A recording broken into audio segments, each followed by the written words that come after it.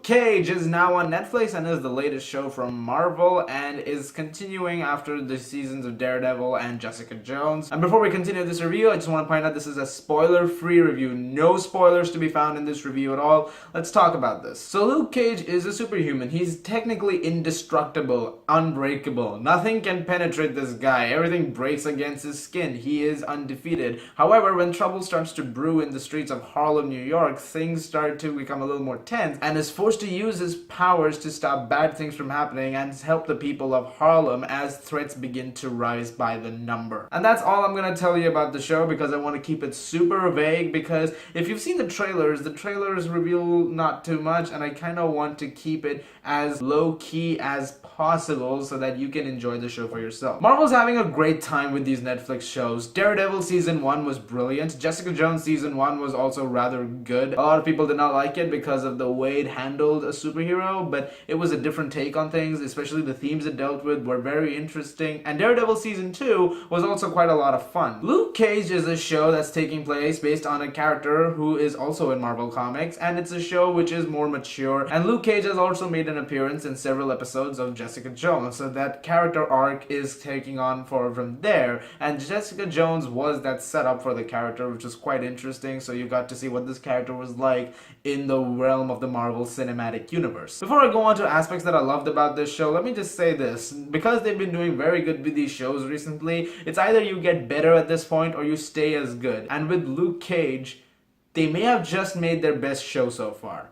May have. There are so many things about this show that work incredibly well because it's a show that's taking place in Harlem, New York. The entire show is taking place over there and it captures Harlem extremely well. Now, I've been in New York for a very short amount of time. I've only been here for a year, but from what I've seen of Harlem and the life which I've seen over there, it captures that quite well. It actually does feel like Harlem, New York has come to life, and it represents Harlem in quite a fascinating way, and it makes you immersed in that reality. So it makes the use of the setting in a very good manner. And this show also deals with a lot of social issues because this is a time in society where we're living with a lot of racism happening, a lot of cases where cops are shooting black men and women, and there are things which are going extremely wrong in society, and this is a show which deals with all those aspects. There are certain things characters say in this show regarding these issues which I'm not going to talk to you about because it has to also do with plot elements, but there are certain things they talk about, certain way how black people are treated in the society, how they're represented, and the way they bring that together into a society where there's a superhuman existing. It's quite interesting actually, and they do justice to that, and they make you aware of this despite the fact that it's a show which is based on a comic book of a character who's gonna probably appear later on in Avengers. So I like the fact that they dealt with these social issues and they dealt with it in a very interesting and very intelligent manner, and they put a lot of thought into it. For example, there are a couple of incidents that happened in the show that harken back to things that have happened recently in regards to the police, and there's some social commentary over there which is quite interesting. Aside from the themes and the setting, another thing that's really good in this show is the acting. Mike Coulter as Luke Cage, the title character, is phenomenal. He was brilliant in the Jessica Jones in the few episodes he had, and in this show he really nails it. He does a brilliant job as the character. I definitely believed him as a character and I felt for the guy. His backstory, which is also handled very well, is a very prominent part of the show, and the way they represent that is also quite well done. One of the standout performances in the show for me was Mahershala Ali as Cottonmouth. He was very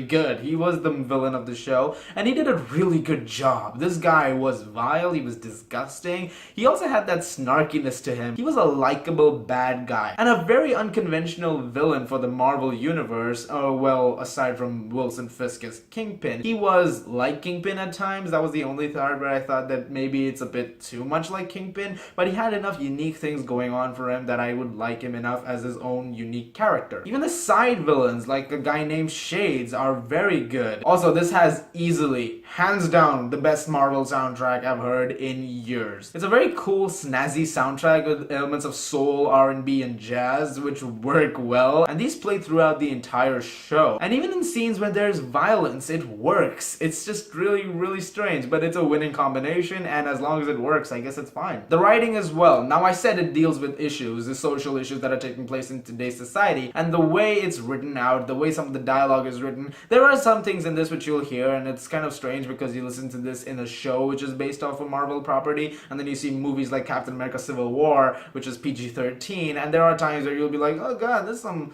language being used here. But the way they use it, and I actually didn't mind it because of the kind of things it was dealing with, and it actually worked. And the script is very smart. The scripts for each episode do work, and there are points where I thought that they were a little flimsy at times in certain aspects of the show, but the scripting and the dialogue and the way the characters are represented are very, very good. My gripe with this show is so far my gripe which I had with Daredevil Season 2. My gripe with Daredevil Season 2 is that there are certain things which they do coming to the end of the season which I feel like they should have done a little bit earlier, and there are points where if you don't remember certain episodes from a while ago, you might be a little confused. This happens a little bit in the middle of Luke Cage, and there are points where you're like, that's a new plot. Why didn't that come up an episode earlier so that I could have a little more context, and now it's just coming up out of the middle of nowhere. However, there are points where if you watch the previous episodes, they explain the fact that that's gonna come up. But there are points where I feel like they should have still gone back an episode earlier and tried to bring in that element a little beforehand so that it could be more clearer to some people who are watching the show, and sometimes they may not have that recollection in their mind that there was that one thing which was mentioned earlier on in an early episode. But that's actually my only issue with the show. I love this show. I think it was great, and I recommend you see it.